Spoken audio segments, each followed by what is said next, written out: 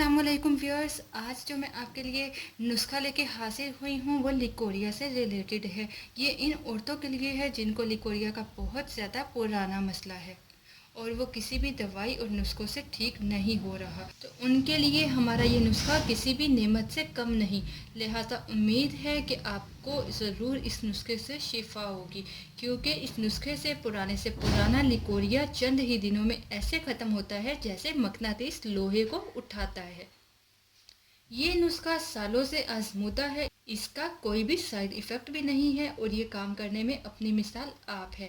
इसलिए इन औरतों को हमारा मशवरा है, जिनको किसी भी दवाई से आराम नहीं आ रहा, वो हमारे इस नुस्खे को एक बार ज़रूर आजमाएं। इंशाअल्लाह चंद माह का लगातार इस्तेमाल आपको इस मर्ज़ से हमेशा के लिए छुटकारा दिला देगा। आपके साथ मैं 2 से 3 नुस्खे शेयर करूंगी। आप इनमें से कोई भी यूज़ कर सकते हैं जो आपको इजीली अवेलेबल हो।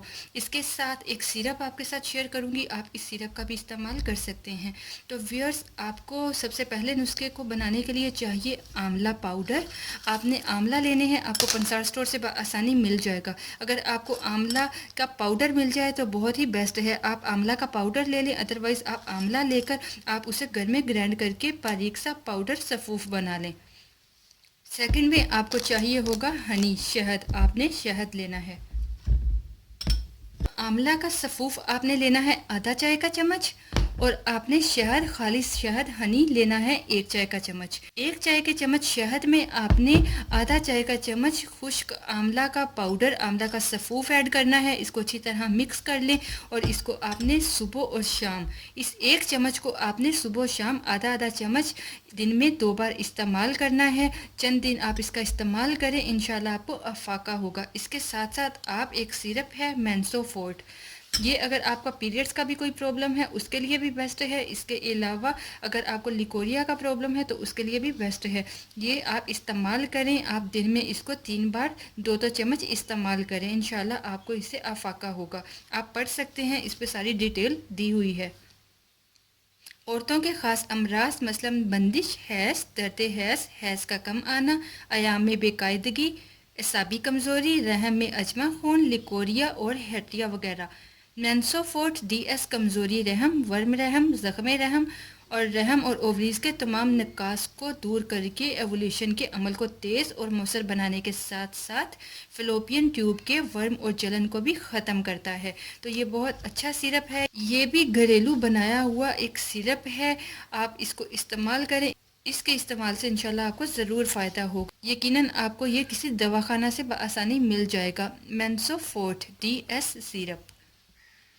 इसके अलावा सेकंड रेमेडी आपको बताती चलूँ, उसके लिए आपको चाहिए कच्ची गरी। आप ले लें, आपको पंसार स्टोर से आसानी मिल जाएगी। कच्ची गरी जिसे खोपड़ा भी कहते हैं, कच्ची गरी खोपड़ा ले लें। इसके साथ आपने लेने हैं सिंगाड़े का आटा। हम वज़न जितना आपने वज़न में कच्ची गरी या खोपड़े को लेना है और उतने ही वज़न में आपने सिंगाड़ा लेना है। सिंगाड़ा लेकर उसका पीस कर पाउडर बना लें, या आप सिंगाड़े का आटा ले लें, पिसा हुआ सिंगाड़ा ले लें। तीसरे नंबर पर आपको चाहिए कमरकस आधा हिस्सा। जितना आपने सिंगाड़ा और कच्ची गरी ली है उसका आधा हिस्सा आपने कमरकस लेना है। ये तीनों अज्जा आपको पंसार स्टोर से आसानी मिल जाएंगे। कच्ची गरी को आप ग्राइंड कर लें और कमरकस को भी आपने बारीक सा पीस कर सफ़ूफ बना लेना है। अब इन दोनों अज्जा को आपने सिंगाड़े के आटे में मिलाना है। ये बहुत बेस्ट रेमेडी है। सिंगाड़े के आटे में इसको मिलाकर खूब अच्छी तरह से मिलाना है ताकि ये यकजान हो जाए। और सुबह निहार मुँह आपने इस मिक्सचर का, इस पाउडर का 1 चाय का चम्मच पानी या दूध के साथ इस्तेमाल करना है। ज़्यादा बेहतर है आप इसका इस्तेमाल दूध के साथ करें। इसके साथ साथ आपको कुछ परहेज़ बताती जाऊं। आपने गरम और चटपटी चीज़ों के इस्तेमाल से परहेज़ करना है। यकीनन आपने सुना होगा परहेज़ इलाज से बेहतर है।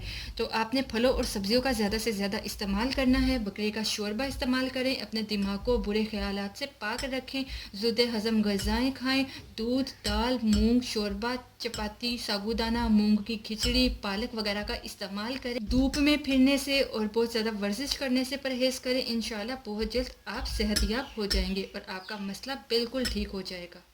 आपको कोई भी मेडिसिन यूज़ करने की ज़रूरत पेश नहीं आएगी। इसके साथ-साथ आपको एक वज़ीफ़ा भी बताती चलूँ।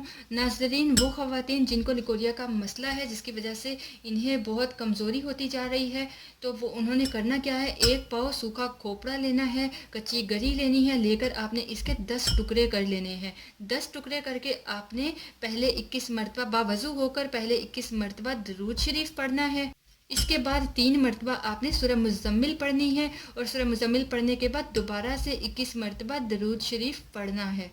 पढ़कर आप खोपड़े के टुकड़े पर दम करें। इसी तरह पढ़ कर आपने तमाम टुकड़ों पर दम करना है। जब खाने का इरादा हो तो रात को एक टुकड़ा पानी में भिगो देना है। इसको पढ़ते हुए तसव्वुर में आपने अपने मकसद को रखना है, अपनी बीमारी को रखना है जिससे आप शिफा पाना चाहते हैं, और सुबह निहार मुँह आपने वो खोपड़े का एक टुकड़ा खा लेना है जो आपने पानी में भिगोया है।